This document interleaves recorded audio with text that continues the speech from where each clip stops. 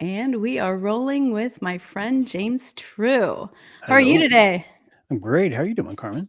Good. You've been amping up. You had 5 shows this week from noon to 2:30. I don't know how you riffed that long. Well, I didn't make it. I tried. That's the goal.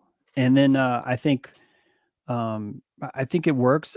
Technically I can do that.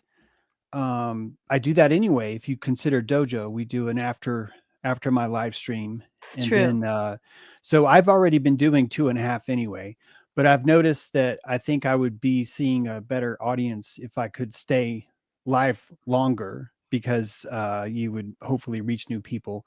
So that's been my goal is I cannot get people to find the channel. And so I just feel like there's a plateau that's just really been killing me. And so I decided, to go 2.5 hours. I don't mean to make this about the topic, but yeah, No, that's I why I've think been. it's great. I think it's great. I honestly think of my channel as just a place for me to kind of document my life, so to speak, and Yeah. and grab things that I like and things that I like learning. And lately, you've been one of my big resources for learning, and I truly appreciate it. And it's also been very reciprocal. The people on your channel are very kind, and the people in your chat are wonderful. And so it's been fun learning from you. Well, I enjoy our conversations, and yeah, so much of why I was able to go live every day is there's so much is happening. Yeah. The plates have shifted, the tectonic plates of psychic willpower, are just on display right now. Just things are just really, really intense, and I think this is almost a new normal. I think it's been a normal for a while. I'm saying Yeah. almost because eventually we'll admit that that's what it was the whole time. And so there's just a lot to cover. There's a lot of things to discuss. There's a lot of things that I feel could be misinterpreted if I'm not streaming every day. Right. So that's probably the biggest motivator is just Well, you're there's really just talented and you're funny and you're weird, which I love weird. And I'm not saying that as a bad thing. And just so you're just very quick-witted and very intelligent. I mean, honestly, even just the little nuances, like talking about those ivory boomerangs this week on your show and Mhm. how, those are a real thing.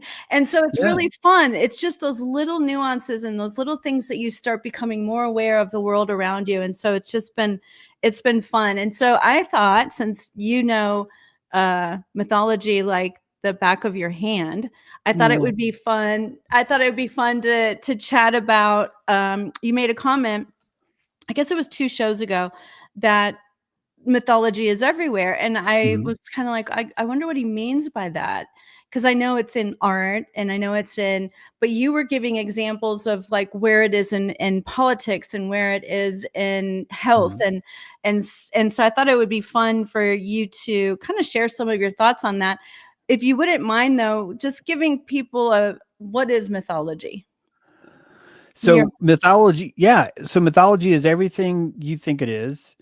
I'm not trying to change that. Not you, Karin, but like what the listener would think mythology is. It is that, but it's also more. It's sort of a special version of folklore, isn't it? There's folklore. There's bullshit. You got your bullshit, your caca, and then your that's crazy, and then you got your that ain't right, and then you got your false, and then you have your true, and then separate from all those containers, you've got this other container called mythology. It's very unique set. It's almost a religion. It's almost a truth. More than anything else, it fits inside of the realm of psychology, of Jungian psychology, but it certainly doesn't come birthed out of that because it existed so much longer before Jung was even born.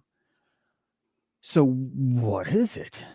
What is mythology? And Jung would tell you the archetypes are um, a predictable shape of psychic energy that you call forth in your mind. I call these flavor crystals because if you were to place the flavor of a constellation on your tongue, it called Orion. Orion. This is an onion ring that has a shape that's 3 stars in a belt, and you can see it. I don't have to go on. If you've been taught the mythology, you see it. But when you see something, it puts you into a certain kind of framework or state. You and it doesn't have to be so specific, but as an example, the Orion's the hunter has this phallus or a sword. That sword has this, the end of the tip of it is red. It's a nebula that's bleeding, and it's the center of the sky, and it's a hunter and it's chasing these things. Everything I just told you about is an archetype or a mythology that's built into the shape of that constellation, of the idea in your mind. What Jung would say, and this isn't, I'm not trying to even represent Jung. I don't think I could do that effectively. But if you want to understand what mythology would be, you would see mythology as a kind of key, a kind of compression, and that these compressions almost seem to be built in to the fabric of life. I say almost because they might as well be, because everyone seems to recognize a central thing. Africa is one of the few continents that does not necessarily see Regulus as the chest of a lion, but most do. Most cultures do see a lion in the constellation Leo. We've named the stars according to the mythology. That mythology is either something that we predicted that would happen in the future, which this kind of blows people away, so they're not as comfortable. But in order to approach mythology, we could at least all accept that it's the stuff that's in the ancient past. So I propose that there's an oracle of mythology. I know this sounds kind of nuts, but it's not nuts. It's just so complicated. I'm sorry, but I think that you can use the oracle of mythology to see into the future and the past, and we only think of it as being able to see into the past. And I think it's kind of like zooming out, where you've spent your entire life with microscopes strapped to your eyes, and you've been able to see everything so clearly and perfectly. Why would you change that? But the whole time there's this ability to kind of go like this and move your eyes off the eyepiece, and that's mythology. Right. And so it is the truth, although it's completely irrelevant, but it is the truth. And there's certain truths. It has a kind of shape. I Right. call it a scaffolding. I'm not trying to be fancy, but it's kind of like a scaffolding to where you get to see what's behind the theater, what's behind the curtain. And I think that mythology is almost like a sense that hasn't come online yet. We see it as something outside of ourselves, but honestly, it's an intuitive sort of like nose or an ear or a tongue, but it's tasting the symbology, the archetype of what's there. Yeah, it does remind me of, yeah, archetype studies too, when you get more specific into people or types of people. Mhm. But it was so funny because I don't know, have you ever seen the movie V for Vendetta? Yeah, yeah. Okay, so I watched it November 5th, just because I think it's kind of fun to do. Mhm. But it was funny because I wrote this down specifically for this, and it's just what you were talking about. But when the police officer is talking about Guy Fawkes or Anonymous or whoever it was, he said, the problem is that he knows us better than we know ourselves. And he's talking about the feeling he had when he went in and realized the evil. And he said, I suddenly had this feeling everything was connected. It was Mm. like I could see the whole thing, a long chain of events that stretched all the way back to Larkhill in the movie.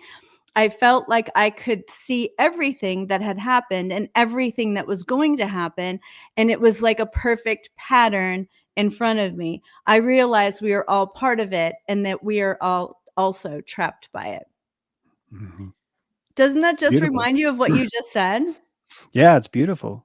It's so true because, and I think that's what I admire about your show, is you are making more and more patterns visible to people, Mhm. and also allowing people to kind of put them in their own compartments, even though you might suggest a compartment. Does that seem fair?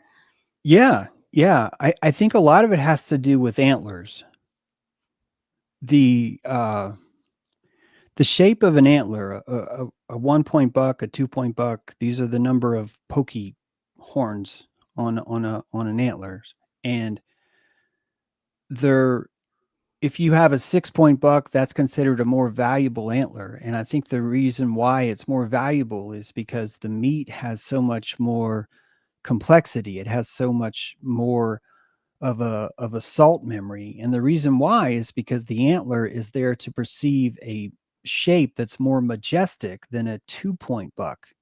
A 2 point buck is only going to be seeking and be open to a kind of consciousness that has two octaves. Just to give an example, That's a while great example. an 8 point buck would have maybe 8 octaves and it would have 8 notes, and it would be attracting someone who has an appetite for a chorus or for an orchestra, and that this even enjoying a choir instead of being terrified of a bunch of people screaming requires a certain kind of confidence in you, the listener.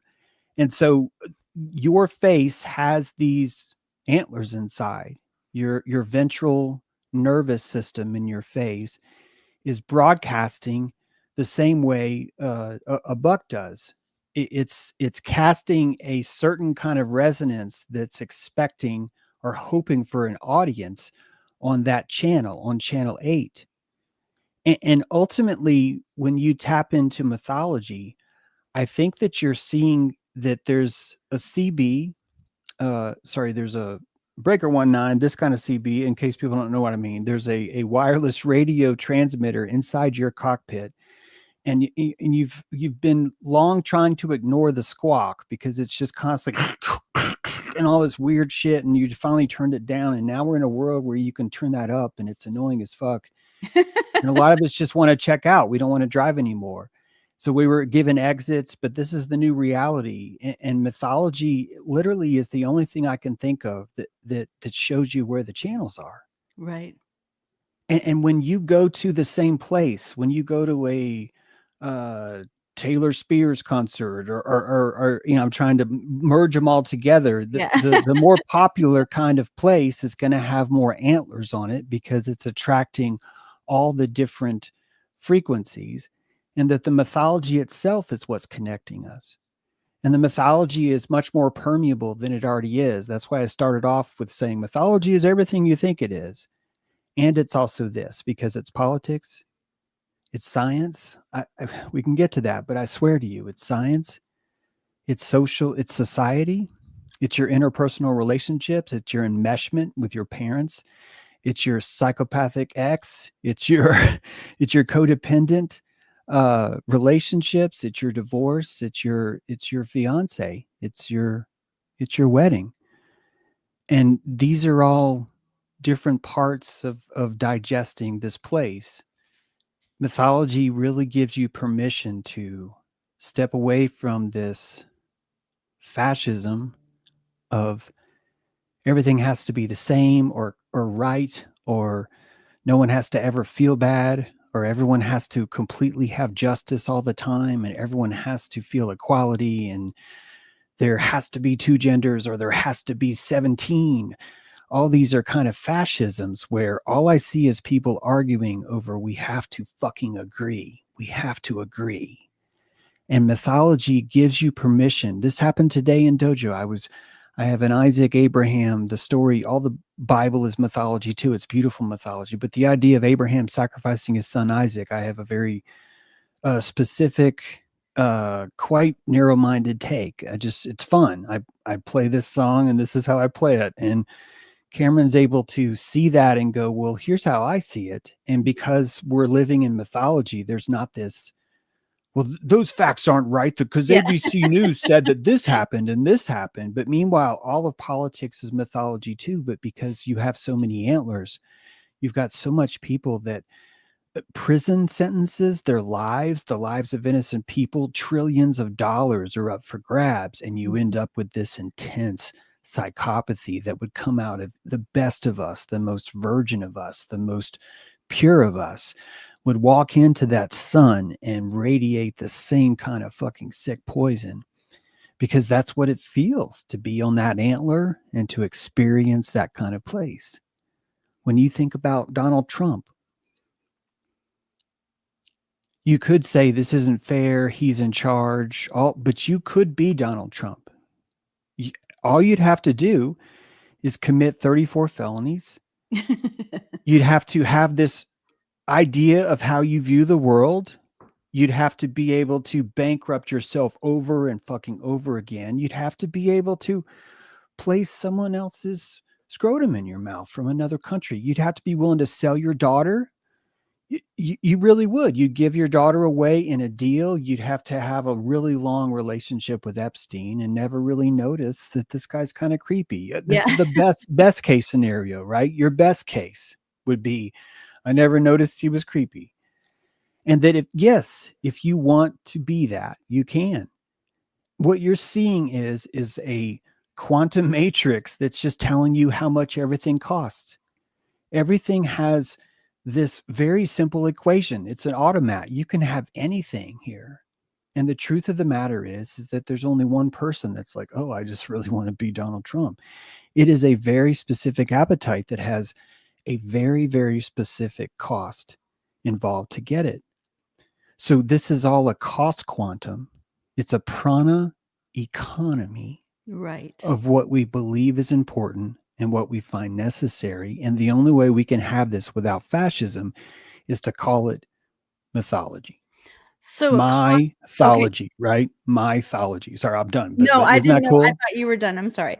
I Um thought I was, but then I saw Renee's name and she does this. I hear mythology. It is mythology. It just came. Sorry. Go ahead. No, that's okay. That's okay. I forgot what I was gonna say anyway because we got off on that. But oh, what was it? It had to do with Trump. Oh, I know, the costs. Yeah. So in a prana economy, which would be, if I'm interpreting you correctly, is the amount of energy you have and the amount of energy we all have, and in exchanging this energy instead of money, it's something else. So somebody like Trump who can stand in all that energy being thrown at him and not have a cost for shame or Mhm. guilt or things like that, um does it make you a different kind of person because you can do that, in your opinion? Does it make you a different kind of Yeah, person? because I mean, don't you think that's super rare? Somebody that could be like, yeah, I was friends with Epstein. Yeah, Yeah, you're gonna I have think to Virginia change. Giuffre might have worked in our spa, like. Yeah, yeah. If you want to develop the kind of appetite that's necessary to be a Lance Armstrong, you're going to want to sacrifice your scrotum. You're going to want to inject yourself with a bunch of steroids, and it's going to cause a lot of things to change about your own fertility. It's going to change the makeup of who you are. And you're going to be injecting things in you all the time and changing out your blood. And your team's going to be doing everything they can to hide this thing. And if you want to win, do you want to win? Is what is the question that's asked in the dark. And Lance Armstrong says, I do. Yeah. But when he says that, 1,000 other people say they do. And then the auction raises the price. He raises the prana. It's actually not correct to say only some people have the prana to afford it. All of us have the energy necessary. All of us can step into that role and become the lion, but it's going to require cannibalism. It's going to require the selling of your own soul, the selling of your own family, and that all of these are going to have to be moral decisions for you to sustain them as long as it takes. And this is what people lack the understanding on. This is a consensual moral decision that Donald Trump makes to be who he is. Mhm. Same with Lance Armstrong, same Sure. with Arnold Schwarzenegger, same with you, same with me. And ultimately, this is what determines who you're going to be. This is what determines your prana economy. This is an underground economy, means that there's supply and demand. And if 1,000 people want to be the champion of the Tour de France, guess what? One of them's going to have to be at the top. So we need to find a way of having a semifinals. The first semifinal is just simple: who's faster? The second semifinal is who has a team that's somehow able to kind of help do weird shit that kind of makes Yeah. them do better. The third semifinal is who's willing to stick this needle in their ass. The fourth final is who's willing to pull their blood out in the middle of the night and replace it with this different blood. The seventh is here's a magic banana. Who knows? Exactly. And you're going to keep doing that until you have the lead, until the top of the pyramid is complete, and then it stops. It stops because everyone drafting that person now can relax because they're like, oh God, this doesn't have to cost anymore. And now you know why professional sports are rigged. They're as rigged as wrestling. And you can say wrestling's rigged, but my God, these guys are athletes. They're doing more than you would expect if this was a free for all, because their job is to entertain. Their job is to captivate, because you have a prana economy. And Roddy Rod Piper says, I want to do this. Hulk Hogan says, I want to do this. And all of them decide, let's see who wants to do it the most. Here's a chair, here's a ladder, here's a cage, here's electrical, whatever it is they're willing to do, this will exactly be what it is. And when you start to look at that all of the world, whether it be a world leader, a mayor, a governor, a sheriff, a platoon leader, the head of the CIA, all of these are prana economies. And you're looking specifically into the direct soul of someone because they're showing you their antlers, they're showing you their mythology. And more importantly, I think we should maybe start to give this a little bit more respect, simply because it'll give us so much more energy to combat it. But the respect of, this is what this person is willing to To do do. to be Yeah. there. Yeah. So it makes sense that snakes in hair is a mythology. Mhm. Snakes in hair is a Native American Turtle Island mythology. If we will take the person that is the most evil among us and put him in charge. This is the Haudenosaunee, the Iroquois Confederacy. This was how they built their world. They said, we're going to take the evilest among us and put him in the center and give him a gavel and give him a throne and say, dude, you're in charge. And he's going to collect all the other worst. He's going to serve as a bottomless pit, a collector, a Pied Piper. And all the others will worship him. They will come to his swamp and they will say, I want to draft you too, just like Lance Armstrong. And they will build a structure like a crystal. A crystal of corruption will form where there's a top, and all these were based on a prana economy that's real, that's legit, that's as real as which one of us wolves is going to be the alpha. It's exactly as real as that. And honestly, it's exactly as beautiful. This is the dark crystal. This is the shard of Ankhs. This is what it takes to literally define what a mountain even should be. Donald Trump is here for history. He doesn't give a fuck about you, me. He's here for him. In 1,000 years, am I going to have an arch? In 1,000 years, am I going to have all of North and South America given to me as credit, as I'm the one that did that? Right. This is what someone on his prana economy would have no choice but to shape his antlers for. And it's going to require a big ass fucking neck. If you're going to carry all that keratin, that petrified keratin there, you're going to have a serious clavicle.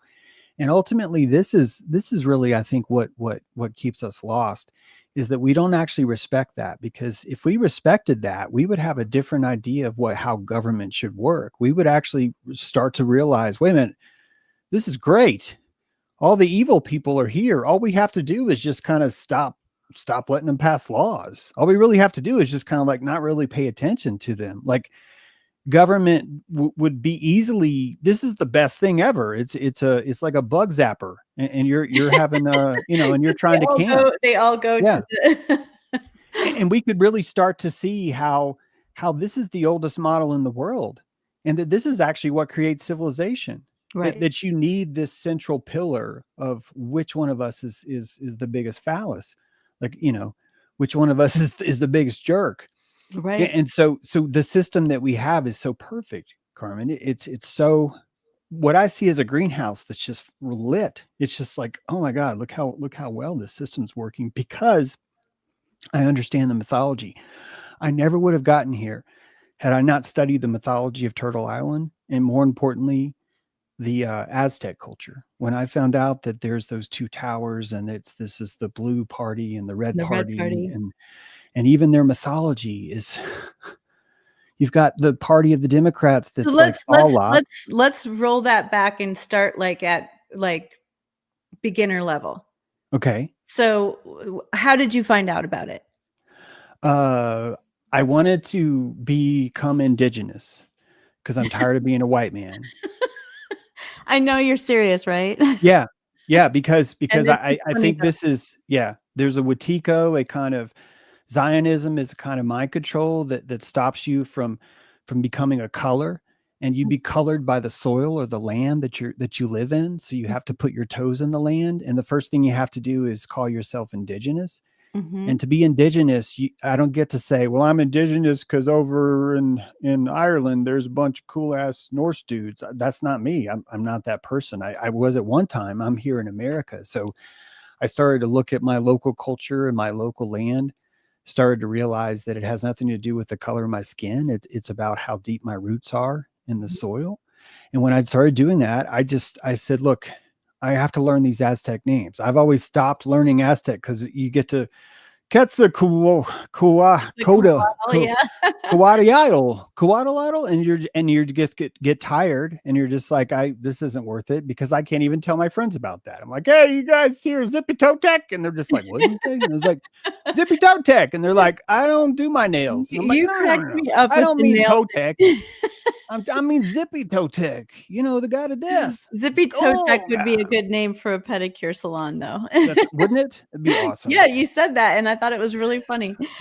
And So once I had enough enthusiasm, I just kept learning it. I just kept going back to YouTube and saying, how do I say this word? How do I say this word? How do I say this word? Until I could, say it. Once I could say it, I could read better. I could enjoy the read. I wouldn't be slapped in the face. And then I just started looking at the culture, and then we just uncovered Templo Mayor. Like, in my lifetime, we found this place. This is why it's a seal. It's one of the seals that will be broken to show you the way into Revelation. Like it's, to me, it's such a big find, because underneath the city of Mexico, they're building a highway, and there's like a jackhammer, and people are like hitting stuff, and a bunch of Mexican guys, because it's Mexico City, and they find this temple. They find the top of this temple, and they're like, what is this place? And they start finding skull walls, and they start finding this tower structure, very steep tower structure. And this is known as Templo Mayor. I know everyone knows of this, but at the top of Templo Mayor, there's two houses. There's a bicameral structure, and on the left you have Thalak. Thalak is blue. It is associated with water, or with rainfall, or with flooding, or with global warming. The idea that the environment itself could kill you. That's what this structure is. It's a battery of celebration to remember, hey guys, the environment can kill you. Don't forget, the environment can kill you. And then on the right of this, there's a whole new structure, and it's red. And it's Huitzilopochtli. It's this hummingbird. Huitzilopochtli, this war god, hummingbird god. And he's there for war and terrorism. He's there to remind you, hey, you got to be afraid of war and terrorism. You got to fucking be afraid of war and terrorism. You got to be afraid of war and terrorism. And during the Flower Wars, when sacrifices were brought to Templo Mayor and driven up the pyramid, the captor, the person who captures this, gets to declare, which house does this heart belong to? Am I sacrificing this heart for Thalak, or am I sacrificing this heart for Huitzilopochtli? the red or the Now, blue? I don't know if the audience is caught up yet, but this is the Democrats and the Republicans. This is the party of global warming versus the party of terrorism. When I saw this, I stopped calling politics not real. I stopped telling myself that this was a quote, quote, fucked up system. And I started going, how is the soil this intelligent? How is the soil, the salt in this place so intelligent that it reemerges? Because the city of Mexico City was built, an eagle lands on a cactus, and it's got in its mouth a rattlesnake.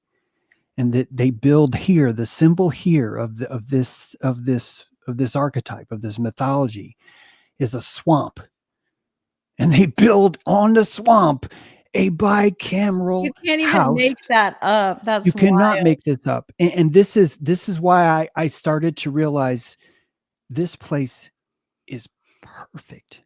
There is something about this place that is right on. This world is not broken.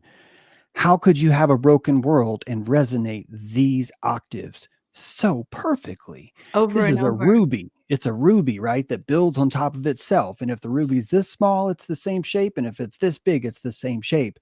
And since then, I have had a great awakening. I am using the oracle of mythology, and I see it all, Carmen. I see it all. I so much of what I see is me going, I cannot look at this because I do not have the prana economy. That's how much I see. Is that I see the I can dark relate. matter, I I see can the relate. light matter, and all of it is done through empathy. It is done through compassion. It is done with, how does Donald Trump sleep at night? Because he would not do this if he didn't feel good. You wouldn't be able to sustain this kind of feeling. You're It's going to true. need righteousness. If you're going to step into the microwave, if you're going to step into that kind of radiation, because righteousness is a radiation. You have this main because the world has all these opportunities to pull you and grab you. It's this vulnerable spot, but you're pulling the antenna of all that worship into you. And that's why Donald Trump will do it. That's why he'll collude with Epstein. That's why he'll defile little girls. That's why he will take over countries. He will cut off SNAP benefits because he's pissed that they elected a Muslim mayor. And this is why I think he's not. I think there's some kind of mental thing. He's the some kind of medical issue has Yeah, and happened to so him I recently. I wanna talk about that because, here's what I like about James. James and I don't agree on everything. We have different opinions on things, and in a lot of cases, I would say maybe I just don't see the patterns that he sees, 'cause I would give him the benefit of the doubt of actually seeing things I don't see yet, only based on the fact that you've brought me into seeing new things. But let's bring it back down to really simple things like, if two people disagree on something, I love the way you just said about being really compassionate and empathetic about, okay, somebody's been told this thing, they believe it's right, and then when you say it's wrong and it's fascist, that makes them angry, or it gives them a feeling. Is that mythology? Um, I think that if I caught myself saying that's wrong, I'm not actually practicing mythology. All right, so then you like fascism? No, no, Okay, so when you I say think that something is so I fascist, think fascism is a necessity. It's an inflammatory response. got it. Like the And body's so immune system. yeah, yeah, it's an inflammatory response to stop imaginating. There's a war on the imagination, and quite frankly, Carmen, because of you chicks, you get into witchcraft and you start running around the forest and it turns us on and we just start doing crazy shit. And so we were just like, we got to stop pretending. And King James, his first book was Demonology, and it's True. literally written there. You are not allowed to pretend. Audience, I'm not lying. It Yeah. literally says you will be put to death for pretending. I have the receipts to prove it. But this is a very important psychological change. And what happened after that is we invented a kind of literature that you would have thought would have come online first. Isn't it profound that we had fiction before nonfiction? And the fact is that nonfiction came after fiction. And this is why we have this weird thing about literature where it's like, well, this is all over here is fiction, but over here is nonfiction. And that I'm telling you, this is the rise of a kind of psychic fascism that frankly holds our society together. Right. And I hate that fascism has such a bunch of glitter bombs around it. So, people are like, oh, you can't say the word fascist, but it's like, dude, you're not going to be able to hear what I'm saying, because there really is a confinement, a forced peer pressure confinement. Sometimes it's with a gun, but it doesn't matter. It doesn't matter if it's with a gun. If the women in the room don't like it when you do that, you're not going to do it. If the men in the room don't like you doing that, you're not going to do it. This is the kind of fascism, and it's collective because we're symbiotic. We want this fascism. So true. We want this. We would not be able to eat restaurant. You're literally sitting at a restaurant with basically the equivalent of a bear, and he has pants and he's eating too. And how are you going to trust him? How are you going to be able to digest your food sitting next to a bear that you've never met? You need fascism. You need him to prove that he's wearing pants and has socks on and has a wallet. And that's the only reason why you're like, okay, he's not a bear. I can eat next to him. And this is the fascism. So you can't really even hear fascism as like necessarily wrong. But when I No, slip yeah. into, when I slip into, if I catch myself telling someone they're wrong, I think that I'm committing fascism, because ultimately all of this is imagination. It's imaginified, simulated mythology cast into a predictive algorithm that we call, this is what I think is happening. And it's also contagious, and then there becomes groups of people who are helping with the scaffolding, as you would say, Yeah, on you form a collective. holding Yeah, them together. yeah. We'll form a collective because we save calories. If I don't have to believe in 360 degrees, if I can just believe like this much, there's nothing wrong with this. This is why we're symbiotic. We're made to do this. But if you look at your body, you're already doing it. All your cells have their own nucleus. There's no central you. This is a collective. You're living inside a communistic Osiris, a living creature that is not aware of itself. And all the separate cells are insisting we're our own path. And this Zeus comes by, this authority, this kind of righteous authority comes by, and you get mesmerized by it. And you start to give it your attention. And this is just called the nervous system. That's why nervous system and Zeus are the same. See, Oracle mythology showing you what goes on. And And that then would you be a head up to science. Mount Olympus. What would be Mount Olympus? It'd be the constellation of your brain, and all the neurons that you fire would be constellations. So you've got this platonic realm that's sitting up here, the realm of the spheres, and that this permanent place is showcasing you a reality that's already there, and you're just having a mythology about what you're experiencing. So the sky is blue, but your fovea doesn't have enough blue cones in it to read it, which is why most of that blue sky is hallucinated. It's hallucinated because it's a part of your mythology, which means most of your vision could be mythology. Most of what you'd interpret as those are roses across the field over there, really, you're probably just smelling the vibration in your eyes. And because you're smelling a vibration of that, you're going to paint what you think roses would look like, the That is same way so an AI would do it, that the is same so way. true. So true. This is why there's no objectivity, because you have a video card and I have a video card. Yours may have more memory right now, or it may have less. And it could be because you're busy or because you really like things kind of blurry, Or how you you know? filter, because Yeah. there's billions Yeah. of And bits that's why of the antlers information are all about. coming, and then what are you filtering for as a woman opposed to what is he filtering as a man, or what are they filtering with as a Democrat or Republican, or Yeah. whatever. But I will Yeah. tell you that as an adult, I do weird things. And one of the weird things I like doing is I like staring at clouds. And when you Mm. stare at a cloud long enough, it literally changes shapes. Hmm. And I have had so many people go, there's no way that happens. And I make them do it. The key is not to blink. But what's so interesting to me about that and what you're saying is that is proof that, to me, that's proof Hmm. that there's like, we see a cloud and we just construct it like so Yeah. fast we don't even know we're doing it. Yeah. Yeah. This is actually how most processing takes place inside of our technology too, by the way, that we, even with our eyes, most of your periphery is recalled imagination, and Wow. there's a spot check, but most of your periphery is is it's not even grayscale, but just it's a grayscale feedback, and it's not of color. This is what's fascinating. It's of difference. Your periphery sees difference. It sees change. Yes. It's not capable. It is, but you have to burn more calories. If you eat a lot of rich foods that give you more calories, you can render a more colorful hallucination, and your color spectrum will change from 5 colors of Newton to the 7 colors of the rainbow we see now Wow. to the 12, 13 colors that an autist sees that you just don't believe yet. And that all these spectrums are simply your conscious resolution that you're able to render cellularly, but in a collective way. So it's all a bunch of teeny tiny computers that have a very limited phonological loop, and that you're able to tie in all these memory pockets.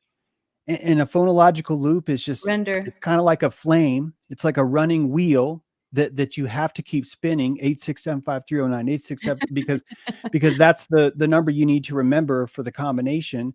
But someone just gave it to you and you don't have a way of transferring it, so you're going to have to walk down the hallway with a 6474 4244, whatever. And that's a phonological loop, and that each of your cells has its own phonological loop. I'm not making this up. This is how the brain actually processes multi windows at the same time. So you can be driving home and forget how you got there. Why? Because you have this all these multiple desktops of cellular phonological loops. And Yes. the best way to understand these would be biological algorithms. And the processor for these algorithms is the nucleus of your cell.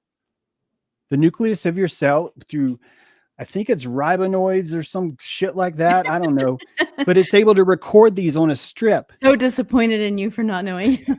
And that strip inside the nucleus has a potassium scroll, a Thoth, that's right. The oracle of Yeah. Thoth is recording everything that cell happened. And it doesn't need context. It doesn't need to know, well, this is John Jacob Jekyll. It doesn't need to know that. It needs to know limbically, what was the flavor crystal when Right. this was happening. That's all. What is the flavor crystal right now? And if you're broccoli, the flavor crystal is going to start with interesting. Oh, that's sour. Oh, that's perky. Oh, that's interesting. And then a couple hours later, why do I feel more vital? Yeah. Why do I have a different perspective on life? And all this is the cellular hallucination stretching out. This is why you have digestion as just another sense, because you can taste something through a radio telescope of your esophagus. That Right. Right. long intestine is how you'd stretch out a long wire so you can read that long vibration, which is why digestion takes so many days. All of these are allowing you to render a mythology, a cosmology, and the way that you pick your cosmology is through your face. It's through your nerves. Your posture places your nerves. Look at this. I'm fucking badass now. Look at this. God, fuck yeah. Fuck yeah. Watch this. I'm gonna do this too. I'm gonna put this down. I Get got your the posture. pyramid fingers. I'm gonna channel Trump. And what does that do for you? Right? Feels great.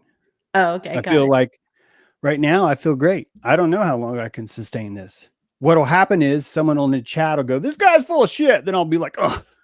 Or that you're Or a someone will free say, "This guy's brilliant." And patient I'll go like, "Uh." or And how much I deserve is directly equivalent to my feeling of righteousness.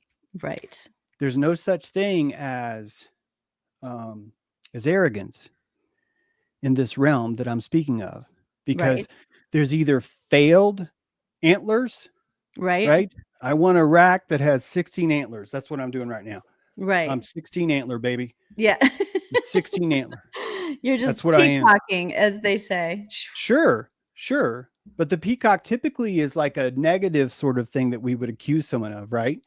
When in fact it's peacocking if they're not able to hold their antlers up.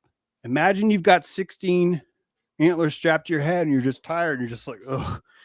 And you're trying to turn sideways so you can get through the door, and people are seeing, you got toilet paper stuck to the end of your shoe. It's like that kind of thing. That's peacocking. Right. So the act itself of holding those antlers, all of us want.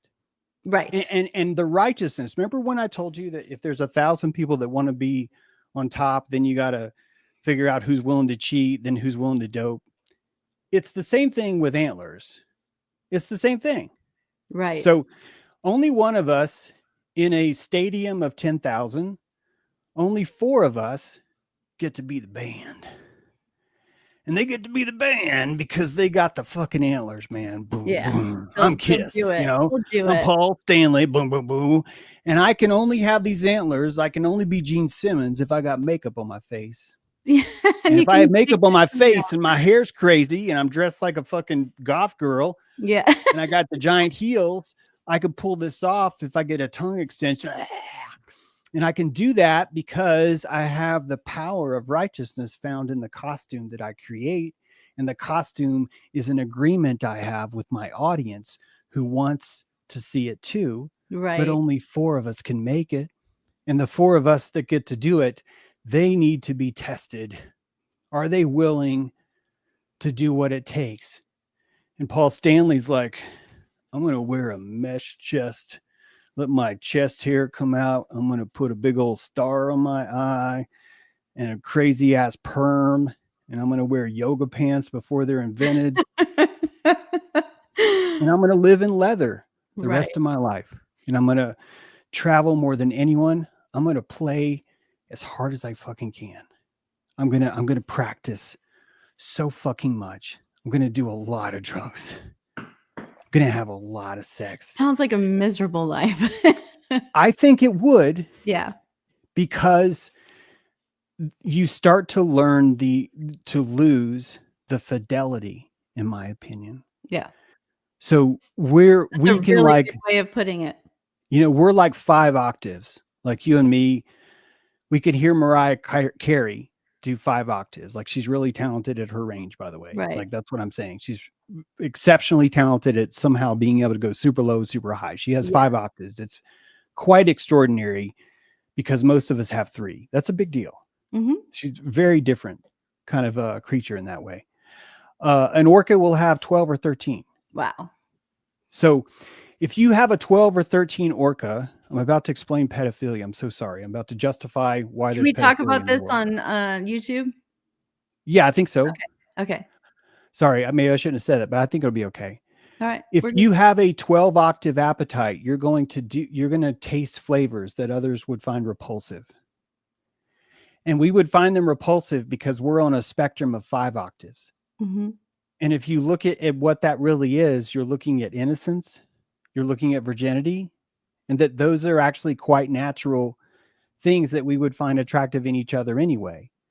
That there's just, the realm is stretched, the what's acceptable is released from its cage, because those antlers would not fit. They would not be able to be that if they weren't inside a larger tank. Mhm. So I can respect where an orca is. I can watch it torture I can't watch it, but it'll torture a humpback whale's child. It'll play with its throat for days. It's not even hungry. It's this sick fucking psychopathic, like, just like, oh my God. And hyenas will Yeah, do the same. nature is so Hyenas cool. will pull apart an elephant's child. It's the same kind of thing. And I think that you're looking at, and if you look at the brain matter of an elephant, if you look at the brain matter of an orca, these guys are superior beings limbically. They have a higher capacity for limbic resonance than we do.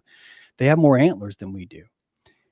And if you have more antlers, you're going to be able to see and hear things that someone without those antlers is not going to be able to see.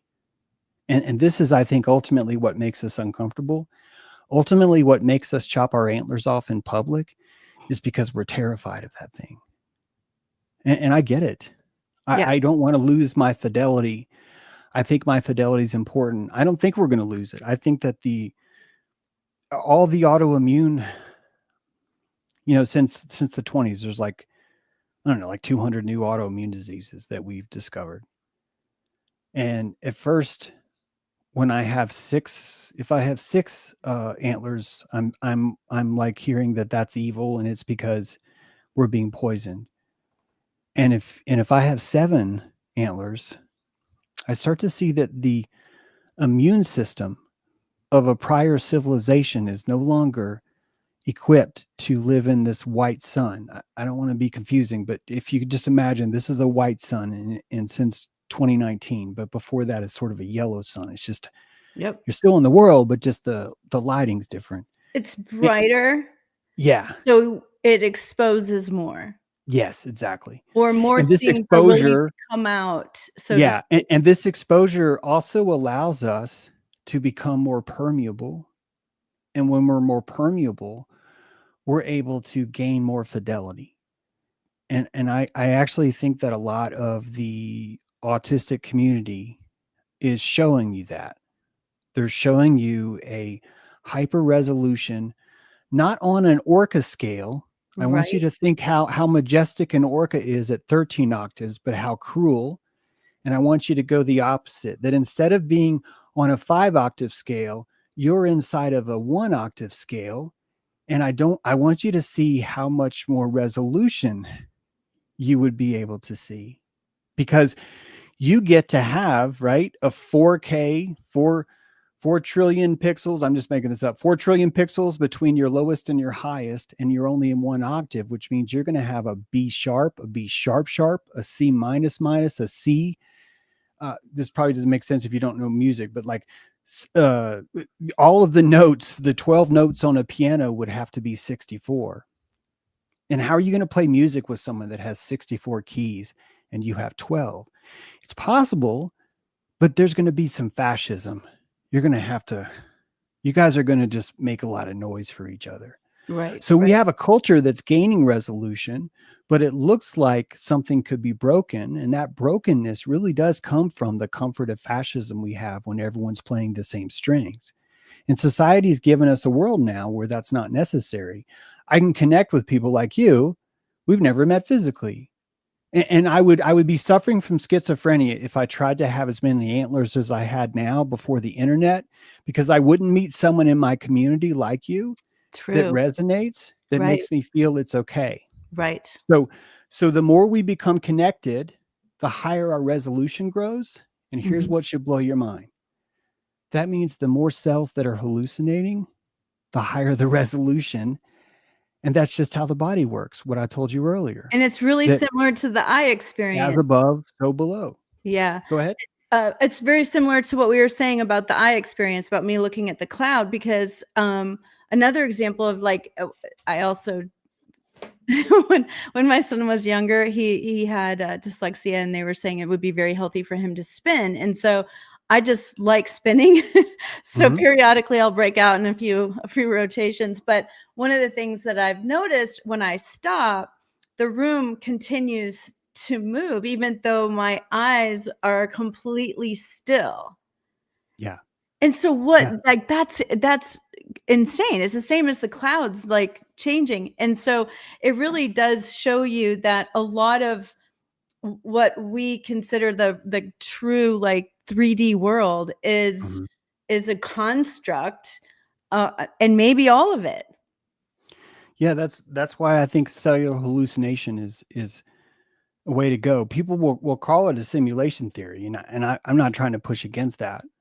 But a simulation in my mind kind of tells me there is this absolute that's right here, and that it's being simulated for you and everyone else in a kind of a simulcast way.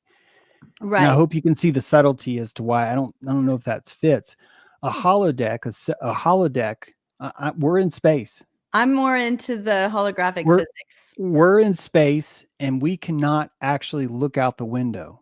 We don't have the kind of substance, material that lets us see space, because when we do, as soon as we look at a sun, half the crew's dead because their eyes have melted. So we instead we have instruments. We have a Dratus contact system. We have an AI that's running the hull. We have all these sensors. We have shields. We have made up systems that are pretending, that are telling you stories, fairy tales. It's painting blips on the screen that you've asked to be notified about certain contacts that you're tracking from your tower. You're a submarine under the water, and it's dark everywhere. The only weapon you have is a simulated ping. Bing. And when you simulate your antlers, this is why I say it's really all about your nervous system.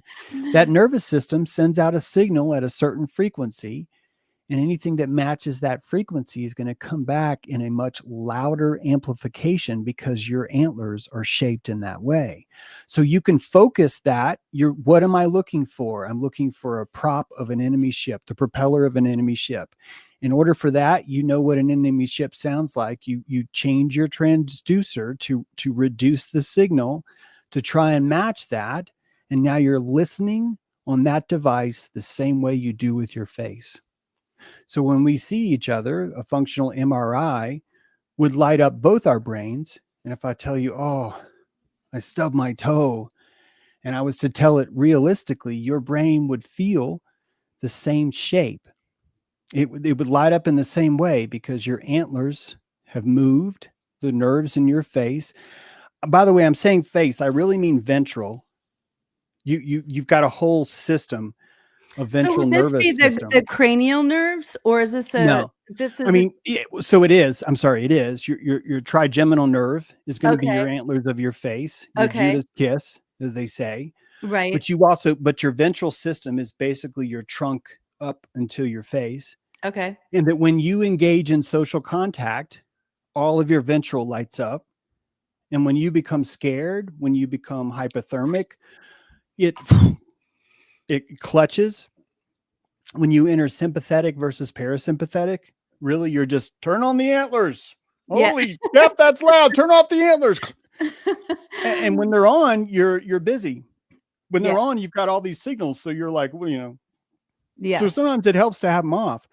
Most of us only get to turn that on for a little bit. I'm one of them. You can only take so much. So we right. compassionate through this sonar signal. This is why I think compassion really is just telepathy, because to compassionate, you have to put your antlers into their shape. Someone mentioned earlier a nice compliment. It's like you can really channel Donald Trump. I think they meant it's a compliment. It's because I can imagine how his antlers would be, and then you just start to look at all he's doing, and you're like, well, this seems He to be would have okay. to be thinking this if he's doing this. Yeah, Yeah, because I'm giving him the benefit of a moral life.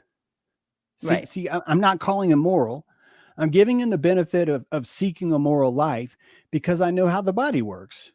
I know that your body is going to generate certain chemicals based on the social feedback that Mhm, comes from those around you. It's just mhm. true. I definitely am not trying to argue that people can't be twisted. Of course they can. Right. We twist our children on purpose, Yeah. precisely so they can survive certain things like that. But at the heart of the system is a system that's responding to feedback from the crowd. This is why Trump may hate you, but he still wants you to worship him because he's connected to the tentacle and he knows it. That's why he hates you. He hates you because of that. Do you see what I mean? He hates you because you are holding the gold that he wants so bad, and it's fame and it's all the other stuff. Attention and And yeah. this is because we're symbiotic. This is why I can give him the compassion. See, compassion is not consent. And if you don't know that, it's not going to work. If Right. you think, well, it means no, it means you're seeing your enemy. If you're on the mat and you're in a judo match to the death, you're going to compassionate your enemy. Mike Tyson shows the most compassion I've ever seen in the world when he punches someone in the face because He knows. his entire universe is focused on every part of your skin, on everywhere you're going. And his entire being, he will trade. This is what I mean by prana economy. He will trade his entire being to hit you in the face. He will rip your ear off. He will swallow it. He'll He bite will your ear off find your children and give them a bad credit rating. Like he will do whatever it takes. to And win. this is the antlers. This is the prana economy that makes him king of that space. So Yeah. you have to look at what are you willing to do to be in that space. So all of us have the capacity for it. I mean, certainly there's limitations, but even that, the capacity is still there. That if you had a different structure genetically, because we're given a different character through our genes, so we're sort of the avatar, but we're kind of stuck with a strength, intelligence, wisdom, constitution, dexterity, charisma, that those 6 traits sort of are epigenetically handed down to us. So we feel sort of fated, but this is typically for a proto psyche that doesn't recognize that my grandfather and me are the same. I'm just the living root.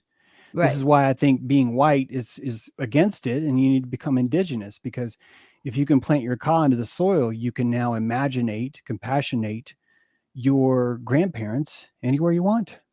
But in order for you to have a space for them, you got to have a place in the ground where their roots can grow, and then you imaginate that.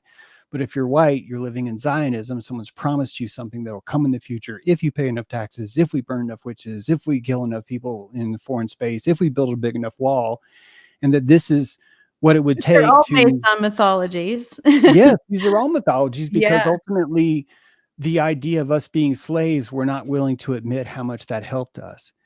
And we won't be able to let that teat out of our mouth, I think, until we can say thank you. We're not saying thank you for slavery right now. We're embarrassed by slavery. We're ashamed of it. So we insist it didn't happen. That's why we have Trump.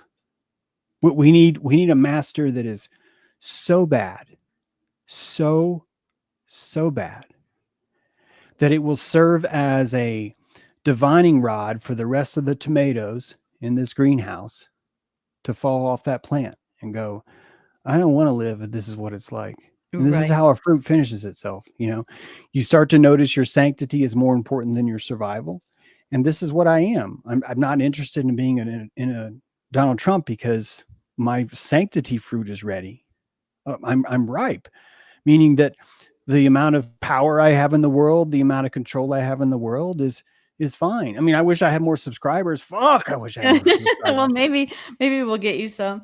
But Uh, but you know what I mean? It's like this is as Trump as I'll ever be, because I'm not interested in saying the first lady of France is a man, and it's a global conspiracy, and buy my boner pills and all the right. other stuff you're hearing. That it's I'm not willing to do that, because I don't have sanctity. It's not my fruit.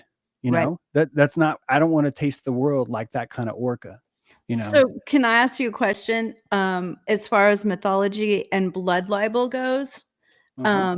or selling one's soul, how would you connect those two? I don't know if you can sell your soul as much as you finally develop one. So I think what we consider I see what he you're sold his saying. I see soul what you're saying. could Like be someone that just doesn't have a soul yet. And we're they really cruel about that. We're really cruel about how we treat proto-humans.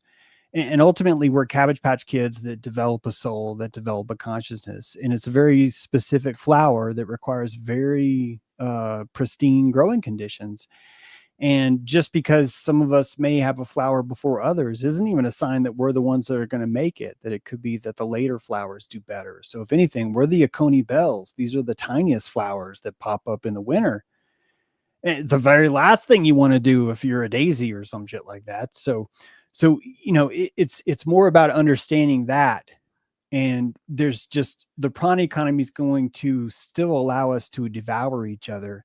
And we do that through saying, you don't know shit. And here's the truth. And I got a coalition of thinkers over here that agree with me. And we got tenets, and our scripture is older than your scripture. And our hieroglyphs are, carved deeper in the tree.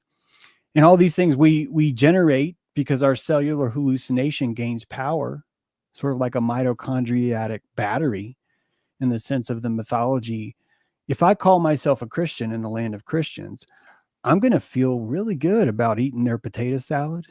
I'm going to be able to walk into this place and play basketball in a gym at a Southern Baptist church. I'm going to be able to get on this bus I didn't pay for. We're going to go out to camp. We're going to go camping, and we're going to eat s'mores. We're going to play guitar, and I'm going to have spiritual conversations. So that's a way of moving your antlers into your environment. right. See, your indigenous mythology.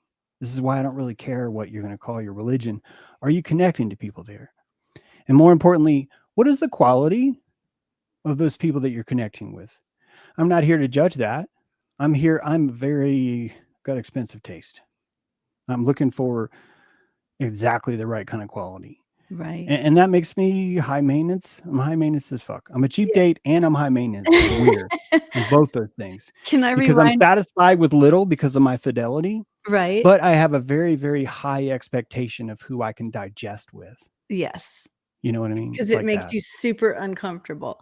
So Yeah. can I go back to the what do you call it? Protolytic human? Proto human. Yeah. Yeah. Proto-human. So Yeah. what that's like a Like a prototype. prototype, and Yeah. it and I just for clarity, because I think this is one of the things that I would say I would give you in your little James column, I would give you a tick for something that you've taught me.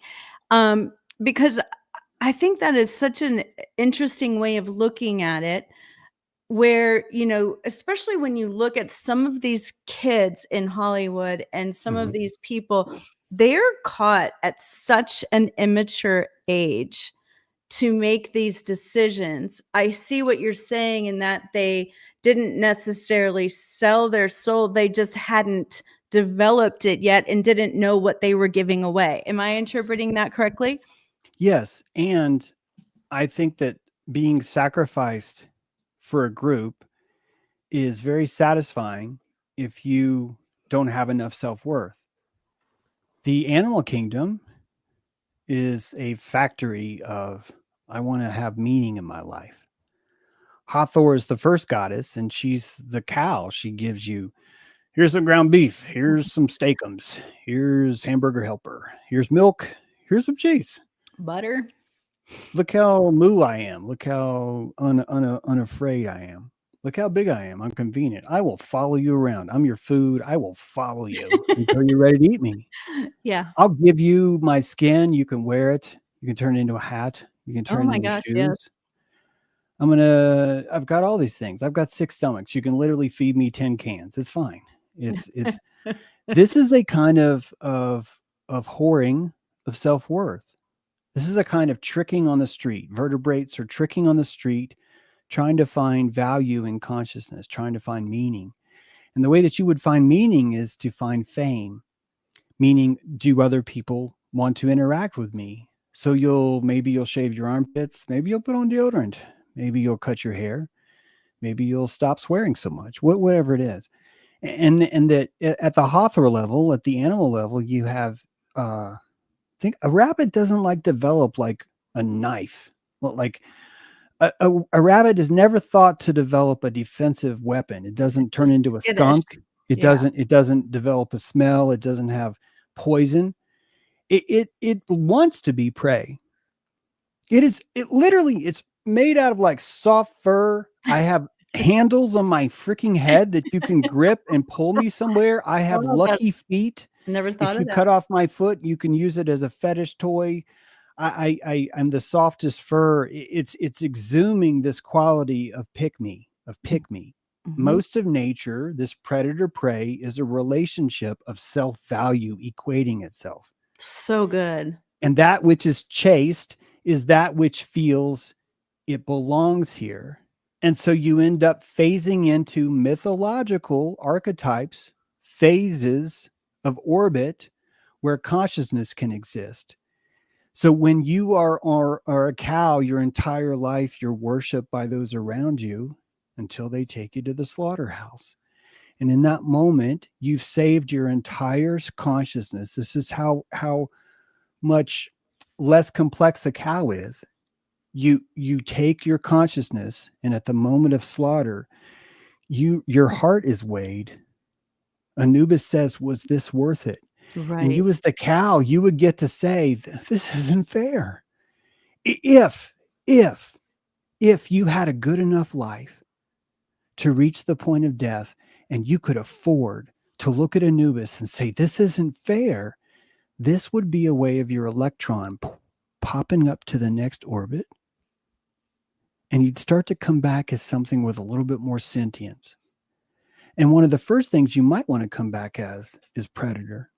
You might feel so much violence, epigenetic revenge, that you may want Anubis to grant you to remain in the land of the dead and become a predator instead. Right. And you'd spend that life as a predator. And when you're starting to eat innocent, cute bunnies, at the end of your life, Anubis would say, was it worth it? And you go, oh, the bunny was so cute. I feel so bad. Right. And if you could afford that, think about it. Because if you have the idea that the world's broken or that this guy doesn't make sense or whatever the fuck it is, it doesn't matter. But your antlers are the one that are telling you where you're going. And at the end of your life, if you got to be a predator and you could afford shame, if you could come to Anubis and have shame and say, I feel bad that that bunny was so cute, that you would level up, bloop, you level up. Right. And now you're something else. Yeah. Now you're not predator, you're prey, but maybe you're a giraffe. Maybe you're this sort of weird in between, and you're a koala bear, and you're like, how the fuck did this happen? And you're just like, what am I gonna do? And if you keep going, and if you keep going, and if you keep going, this energy is able to conscify itself. It's able Right. to develop a protective mechanism. Isn't this what warm-blooded means? A cold-blooded animal is a reptile that has gotten really good. It's gotten really good at what it does. It's gotten so good, it's been able to keep, it's like, I'm going to keep this molecule warm my whole fucking life. And the rest of the molecules are like, that's bullshit, man. That ain't never going to happen. And then you pull it off. Now you're a frog. Oh my God. I'm a Yeah. frog. I'm sort of half warm-blooded, half cold-blooded. And you're pleomorphic. We are pleomorphic now. And the fascism is telling you stop. The fascism is telling you don't you dare. And I think the key to this is imagination. Yeah. The key to growing a tail is to imagine that you have one. And we got furries wandering around. We have wars over people that want to wear tails in public. We're like, that's the whole civilization is falling apart because this guy's wearing a tail in the grocery store, or he's pretending he's a woman, or he's calling himself Svengali and he's only got one name. And we've decided, look, you guys can do this, but you need to dope. Who's willing to be Lady Gaga? Who's Right. willing to be Twisted Sister? So the war on imagination is healthy because of the fear that we have about our own power to be pleomorphic. This is probably what the chimera means, that archetype of the chimera. Sure. Right? The chimera is it's The not combo. just the combination of different creatures. It's the ability to pleomorphically change at Okay. will. And all of our genetic science, it's chimerism. It is this new approach or romance with a power. And the world's already like, you can't do this and you can't do that. Meanwhile, in Texas, they're doing it anyway. Meanwhile, in Argentina, they're doing it anyway. Hi, Hernami, Emma Watson, Uh-huh. Hermione, is that her name? Hermione. Hermione, thank you. Hermione has just came out saying, I'm going to self myself. Yeah, I saw that. That's so crazy. Right. So she's taking her cells and she's providing both of the chromosomes, and she's utilizing the surrogate to carry that to term. She is cloning herself. And this is the final frontier. I'm not saying it's good. I don't even care if you're like, oh, I can't believe it. I want you to know it's the final frontier of us learning the true nature of ourselves. Right. And that once we are living in a cloned world, we start to notice the psychology and, more important, the cellular memories that are transferred inside of a clone. And this is all real science. I've just written a book about this. Well, But and so do you believe they've already cloned people? yes, of course. Okay. And Like I can't imagine how we wouldn't have. how do you think they have a soul? They had to have come from, I guess, an egg and a sperm, right? So the egg is the one cell in your body that's missing a chromosome, and the sperm is one cell in your body that's missing a chromosome, but all the other cells in your body have both. And so they're just using other cells. So she's taken a cell from her thigh, for example, and that cell, she's pulling out both of those, and she's creating a blastocyst or a zygote. I'm not sure exactly which that would be called. Yeah. And this is being cloned in a lab. That all these zygotes are being created in a lab All But these how do you plastic create hoops are a being. zygote without I You're artificially inseminating a surrogate cell it's a from cell, but not an from egg. something else. Yeah, it's a container. Yes, it's a vessel. Okay. It's a womb. It's a womb, and that can be placed into a, a carrier, a surrogate, and she will allow that cell to mount to her cellular wall, to her. Uh, uh, why is my Her why did my brain uterus stop or working? her womb? What The placenta will grow on her uterine wall, and that uterine wall will develop a root, and that root oh my will turn god, into a ball, and inside that that's ball, a child so will grow. And all of crazy. us are meant to be chimeric because we're already chimeric. That's what That I was gonna say, like, I remember somebody, maybe it was you, talking about how we already have been chimerid or yeah, there's some yeah. sort of So like a woman was accused of kidnapping because her biological son did not have her same genes. I hate that people are going to think this is an anecdote. This is just one of like thousands of times this has happened. This isn't like a one-time thing. And our court system would require that they do a genetic test. But being chimeric, part of her genes have a different chromosome structure. There's a different signature. And so I'm saying this because I want to answer your question about a soul. And so even though her uterus has one set of genes, the rest of her body maybe has different set. And so when they went back in to win her case, because she kept swearing up and down, look, I was there. I gave birth to this thing. It grew inside of me.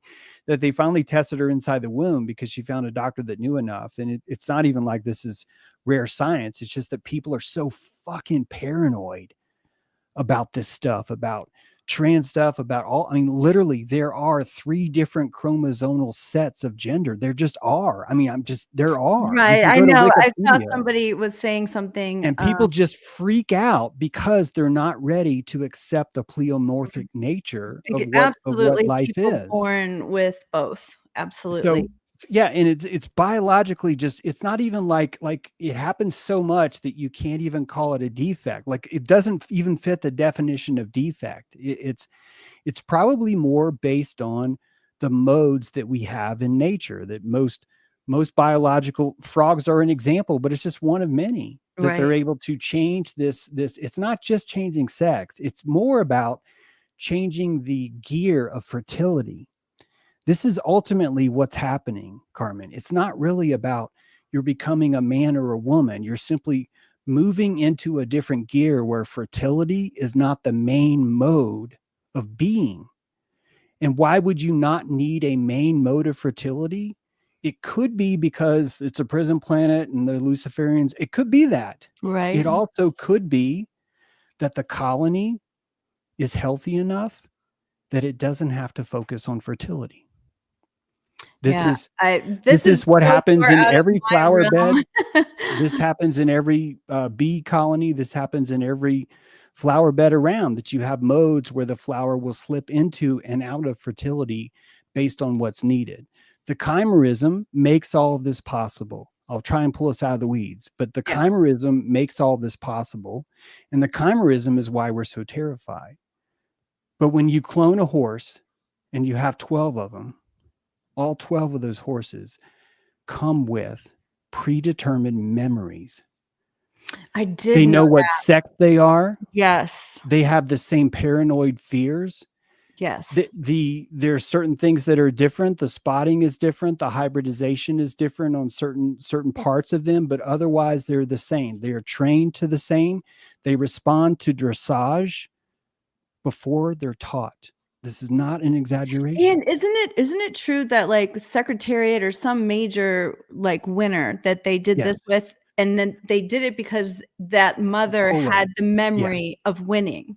Yes, yes. There's a polo player, a very famous polo player, and he cloned all 9 of his horses, and noticed right away. It's actually really it's turned into a multi-billion-dollar business. And Argentina has a one of the few countries that has no moratorium on clones. This is why when you start to look at World War II, I know this sounds super conspiracy theory, but I'm just telling you, if you start to look at all the Nazi technology that moved to Argentina, Yeah. you've got a world that's been completely open. No one's been paying attention to it. It's also one of the highest human trafficking capitals in the world is Argentina.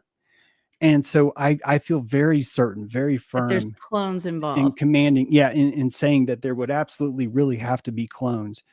And my latest book speculates on those human clones because of there's a kind of madness that develops in these horses, Carmen. And the Ooh. madness is because there's ghosts in their machines. They think they're male before they have puberty. When this means that you are entering into puberty psychically before biologically you're even ready. You're not even a person anymore. Or at least In a fact, horse I would that argue that the clones only get a life if they outlast how long the horse lived. That only then would they start to be able to formulate their own Oh, I see what you're paranoias saying, 'cause and they would only not start to be deal with their own trauma, which is why I can finally now tell you, if you buy into this idea that the genes are an antler too, that they're an antenna that's shaped in a certain way because the codons have a certain signature, that a clone is proving something very profound about what a soul is. A soul is an antenna. or a memory or a You can series. recreate that antenna at any point in the world, whether it be your great, great, great, great, great, great, great, great grandfather or you, and that antenna will reflect its environment the same way a sonar signal on a submarine will tell you what's in front of us. So Wow. souls are a shape of an antenna, and you could look at this almost like a phone number because you get to listen to the world on channel 8675309. Right. Instead of numbers, it's AGCDs, GCGCAC, and I'll just read out your chromosome field. And there's breakers in there, there's little spaces, there's little periods and commas. And So I you'd told be you able to define this is my antenna. No one else is like it. And this is why I get to have my own experience in here. This is why I get to feel like I have free will, the same way that if you and I had browsers open to Google and I can look at something and you can look at something, we're both hitting the same place, but we're seeing completely different realities because our antenna is sending a different UDP, a different right, protocol that right. says, show me everything you know about feathers or chimerism, right? So that's how it works, which So means every single person could be simultaneously reincarnated simply by constructing those antennas and developing some sort of conscious limbic vessel for them to listen to the signal. It's a very, very different idea of what a soul is.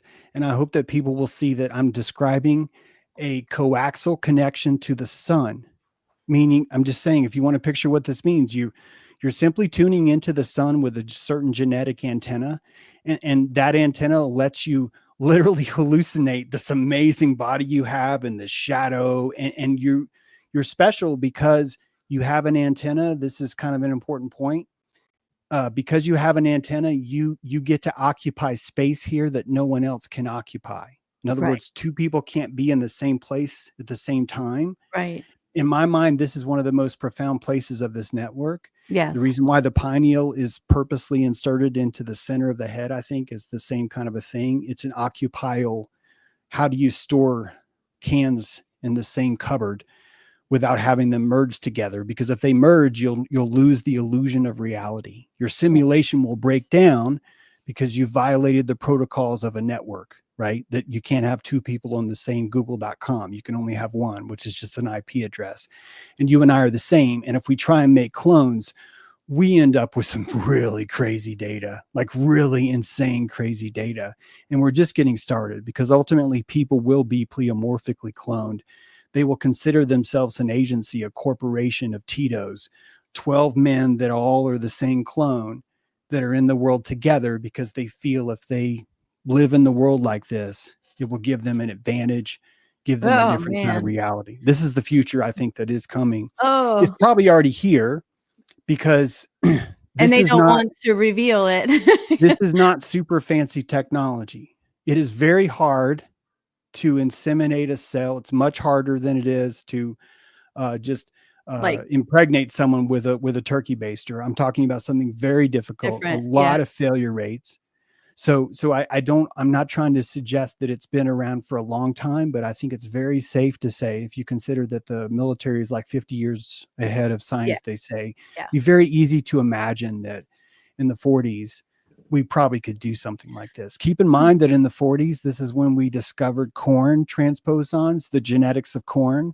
So we knew very much a lot about genes then. We were Right. making massive breakthroughs in looking into our history because of the genetics of corn. Well, I mean, look at what they basically just stripped food of, like, all kinds of seeds and stuff Mhm. too.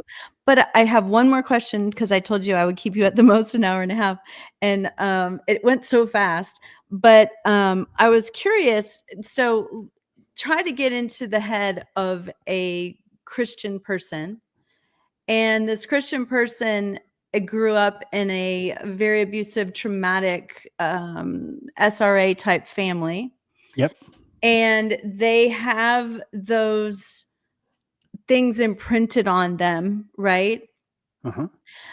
If you were to look at it from what you were just speaking about, how it's all an antenna, Mhm. why is it that when somebody goes through deliverance, sometimes they're able to release those traumas and those curses, or, if I guess, I don't know what you would call them, but maybe Yeah, they changed the memories. shape of their antenna. Okay. They changed the shape of their antenna.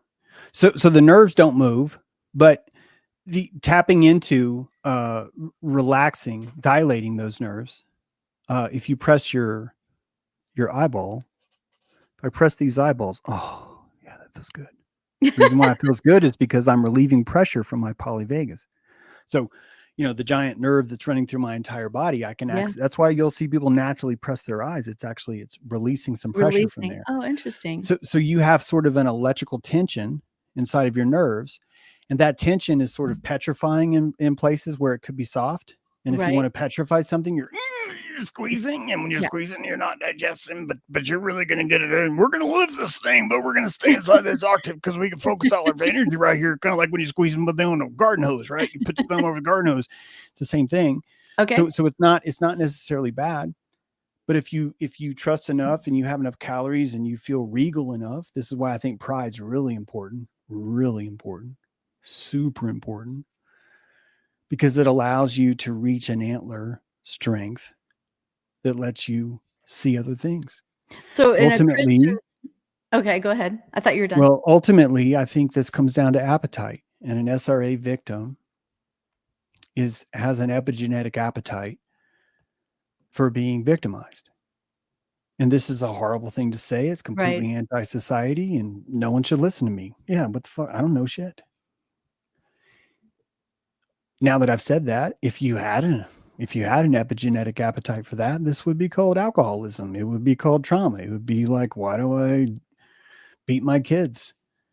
And that you'd be asking the same questions because the answer I gave you didn't feel good, so you're going to move on. But if you want to stay, you go like, why do I have an epigenetic appetite to do this? Now it's going to tell you everything.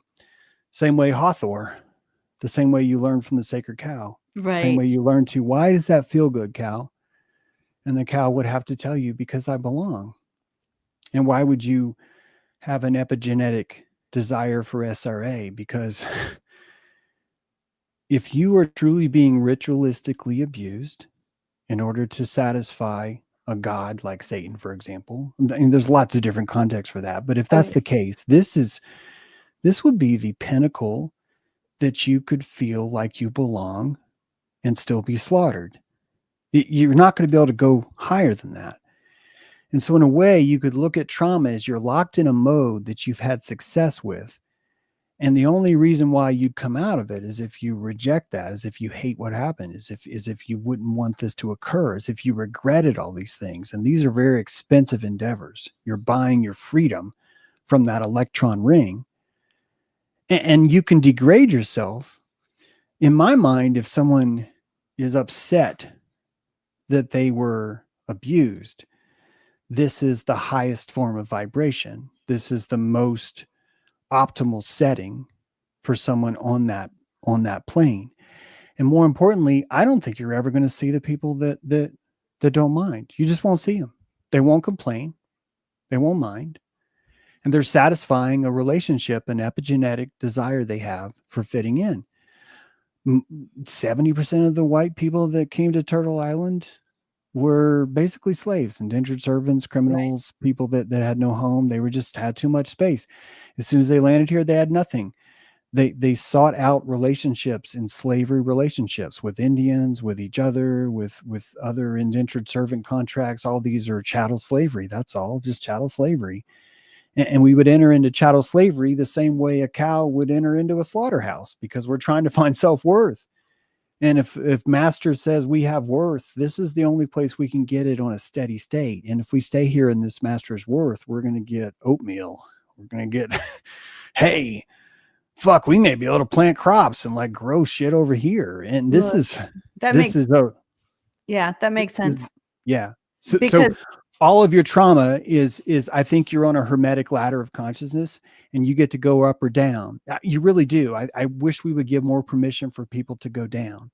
We tend to find it very insulting. We tend to suggest that's horrible. But it could be that you wanted to be a lion and you started to eat someone's face and you're like, I don't want to be a lion anymore. This is not what I signed up for. And ultimately your freedom to pleomorph would give you permission to go up the vertebrae ladder, hermetic ladder, or go down the vertebrae ladder. It literally is a hermetic ladder of bone.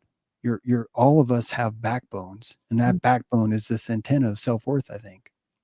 interesting. Well, that's probably why, like you were saying, you stand up more straight and like, Yeah. as you establish more agency, a lot of times you're just more comfortable and you're not, hiding. I've even seen, women that have like covered their faces with their hair a lot, Yeah. Yeah. and they're just not there yet. But anyway, Yeah. thank There's you a so much. strategy. You're going to want certain parts open. I don't want to get graphic, but like even our body parts. So the things that we feel flattered by is like, I met a girl once that's like, I think I have beautiful collarbones. And I'm like, well, you Right. do have beautiful Yeah. collarbones. And I'm like, I never had that in my thoughts. Right. And I just want to say that's a resolution. Her antenna is focused around here. Yeah. She feels self-worth if you notice my collarbones. And when you look at the fashion of what different genders wear, you're looking at antenna technology exercised over time with culture, the same way deers were, the exact same way a deer does it in the forest, right? A deer's going to go, hey, you want to get laid? And she's like, your antlers aren't big enough. Then he comes back, hey, you want to get laid? And she's like, your antlers are too big. And he's like, fuck, man, how do I got to do to get laid around here? And this is the survivalism, right? Right. I'm not even trying to be gross. This is how you would survive. You would Right. have to survive by finding someone else who agrees with you that they're going to give you half of their DNA. And now the rules have changed because Haremy is like, I don't need permission anymore. Gosh, it's so And I crazy. guarantee you it's going to be a whole new world. Of course it is. It's going to be Uh, insane. oh But my when god. has Gaia not been insane? When has this place not been insane? Yeah, that Right? was Who's another it question I was who's gonna about? ask you. In all your research, have you ever seen like mankind ascend, but then kind of go back down into being more Yeah. space? Yeah, Egypt, the three civilizations of Egypt. Massive collapse. You turn to a sacred knowledge of the placenta. Then you're like, no, it's a penis and it got cut off. And now we got to make it out of gold. And now we got to, and the technology fell, the architecture fell. But you have to understand entropy. We have a backwards definition of entropy. It's so weird. So the collapse of civilization is the rise of animism. The rise of animism is giving the two lobes separation from each other. So your left brain and your right brain are separate entities. People may not know this. One is existing over here, the other's existing over here. The longer these bicameral nodes are next to each other, through the corpus callosum, they start to build connections. Connect. And so you start to become less animistic. And so your brain is basically has to be grown, probably takes about 6,000 years. The first brain took 17 trillion years to grow. But after you have a seed, after you develop that seed, you can replant more brains into a space. and it maybe takes 6,000 years to grow, and you would need civilization to formulate those pathways because they're relational pathways. This Right, is it has very to be different. from experience Yes, in order exactly. for you Yes, to, and it's yes. literally the way, we're still learning. I know there's some people that are gonna be like, "Oh, it was created by God," and that's good too, but there I'm one is of those. Yeah, yeah, but there is, an actual adaptation that happens even in a single lifetime, yeah, where yeah. we're Enoch seed. If you look at even Noah's Ark says it'll be 3 by 5 cubits. You know that? mm, Yeah, it does. It's like three. It's a 3 and 5 relationship. This is how long the ark is and how wide it is. And when you start to look at how the DNA is wound, it's round. It's a staircase mhm, wound in a 3 by 5 relationship. And when you start to look at what genetics is, it looks to me like an Enoch seed. Enoch's the only one of the patriarchs that was taken before his time, and yeah, he was told, "Hey, dude, you're perfect, so we have to kill you." And he's like, "Okay." And that Enoch means seed. And if you think about it as a template, that you're a starter plant, and in order to start a plant from an heirloom tomato, you're going to need a really good seed, and that's your Enoch. So all of us have started from the Enoch, and the patriarchs is the first realm of how the plant spreads. It's hermaphroditic. By the way, the patriarchs were probably hermaphroditic because this is how you start a culture. This literally happens in every single plant form in the nature, by the way. So I don't like it when people are like, that's crazy. It's not crazy. It's actually crazy to not know this just about basic biology, because the starter plant is hermaphroditic so it can spread, and it lives longer so it can spread. And patriarchs live longer, and their seasons were reduced. And when you look at the story of Noah, Noah was roofied by his own kid because he yeah, wanted to be able to have his own line live on. It's in the Bible. It doesn't that's say true. roofie, but it's the same thing. It So is. you're looking at a hermaphroditic past that terrifies us because we changed so much since then. You're looking at an ancient Egyptian worship cult that worshiped this Amun, this man, female. You have Yahweh, a name that literally means she, he, and that you've got all these verses in the Old Testament that misgender people, where all of a sudden a dude's called a girl and a girl's called a dude. And then you have the story of Jacob and Isaac, and Sarah covers herself because she notices that what's his name has his schlong out, and she just wants to be able to fit in. And I know this is intense and insane, and how dare you, but I'm just telling you, if you have the antlers to see into the oracle mythology, this is what it's showing you. And isn't the entire thing that we're freaking out now, Well, isn't this just a in all of reflection the of what art. happened long ago? And more importantly, aren't we recreating the very things that were there long ago before, which means we're just completing the circuit. Yeah. You're just going around the hero's journey all over I have again. no idea. I'm still trying to figure it all out, but I have seen so many paintings and so many sculptures of, Moses, right, that had Mhm. horns. Yeah.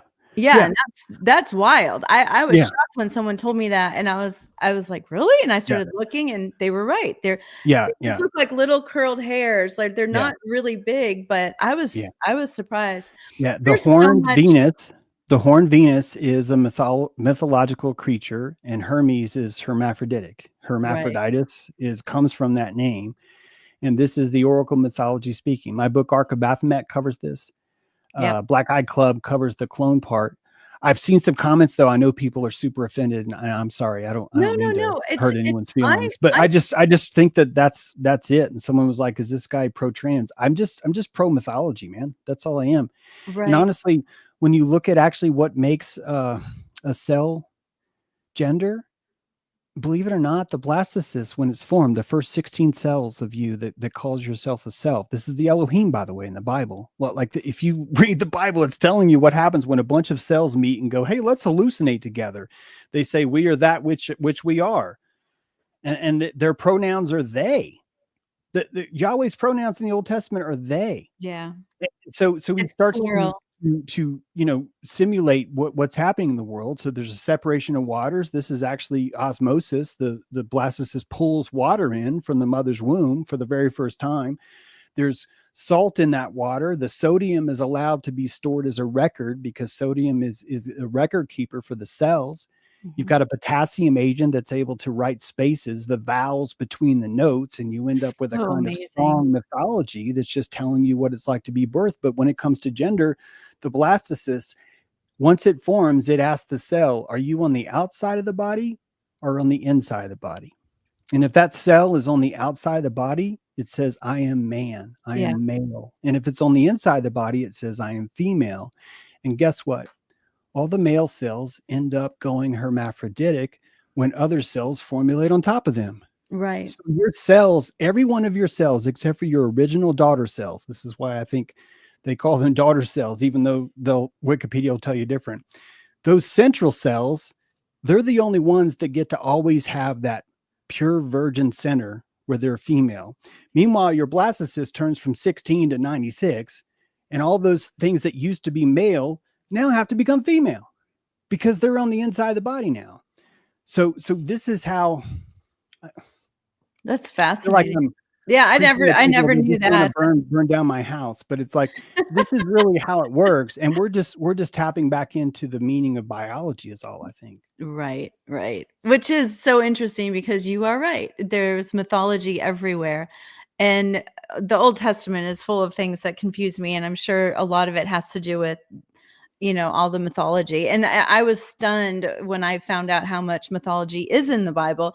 And so I don't get offended very easily, and I think that it has served me well in that I'm able to understand different viewpoints and the ways. And oftentimes, I really think that they're saying the same thing, only refusing to call it the Mhm. structure. They just Yeah, don't and like your that's structure, why I or they say don't like your fascism. scaffolding, or whatever Yeah, it is. But a lot of and it's that's the fascism.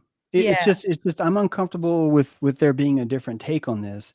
Can we stop that take? yeah, And it's an inflammatory response. Your yeah, body does this all the time. Your body's like, "This is too flexible. Can we stop this?" And yes, and it works, yeah, So you can't even really that's self-preservation is self-worth, isn't it? And so if you're going to inflame yourself to preserve yourself, that means you have self-worth. And I don't want to be caught with Anubis having to explain why I was arguing against self-worth when I yeah, see it in a cow or a yeah, prostitute or a drug addict or Trump or me or you. right. All of these are equations, antler equations, chronic economies of self-worth expressing itself on a conscious torus, toroidal hallucinogenic disc. It's just that simple, people. Oh, it's so tell everyone where they can find you if you haven't offended them yet, Yep. and, what books you have, where to find your books, where your Patreon is, like, how to Yeah. join, all You the good guys can find me at CDGCCCGGDTCCCTCTCTTG. There's my genetic signature. You guys can check out my live stream right from the soul right there. So you can do that. If some of you don't want to do that because you're like, I don't want to get in your genes, you can find me at jtrue.com, jamestrue.com. I have a YouTube channel. 7 books out. My latest book is Black Eye Club. It's pretty badass. It's took me a long time. It's a prequel to another larger book, sci-fi genre I'm into. Most of my writing, though, is much more mythological speaking. So Ark of Baphomet explains to you the ancient religions of this weird he-she god and how it was actually stolen from Egypt. And even the sacrifice of the ram by Abraham, it really is let's just blame it on the Egyptians. Let's just sacrifice them instead. So blood libel the goes all the way golden back to ring. Egypt. Yeah, The Ark of the Covenant, all of the tabernacle stuff is taken from Luxor. I explain all that. I also explain why the placenta used to be so much more important. It's the eye of Horus itself, blah, blah, blah, stuff like that. You guys check me out. It'd be great. And subscribe yeah, to my channel. That would be super. I'm on YouTube under James True. super easy to find him, and, thank you so much, James, and Thank you. I really like hearing from you. So thank you for agreeing to come around here more often too. Oh, I love our It's conversations. it's You're great. fun to learn from you. Have a wonderful day and a wonderful weekend, everybody. And James, you too. Yeah, you too, Carmen. Appreciate it. See you next time. All right, bye.